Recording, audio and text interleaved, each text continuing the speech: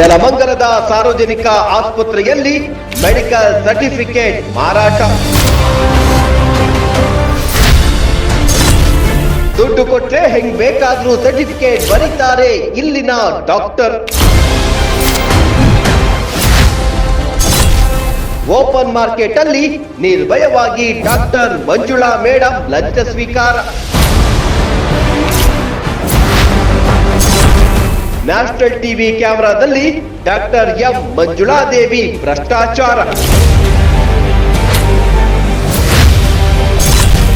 ವೈದ್ಯರ ಭ್ರಷ್ಟಾಚಾರದ ಪಾಪದಲ್ಲಿ ಗ್ರಾಮಾಂತರ ಡಿಎಚ್ಒಗೂ ಸಮಪಾಲು. ಈಗ ಏನ್ ಮಾಡ್ತಾರೆ ನಿಮ್ಮ ಪ್ರಿನ್ಸಿಪಲ್ ಸೆಕ್ರೆಟರಿ ಹರ್ಷ ಗುಪ್ತಾ ಸಾಹೇಬ್? ವೀಕ್ಷಿಸಿ.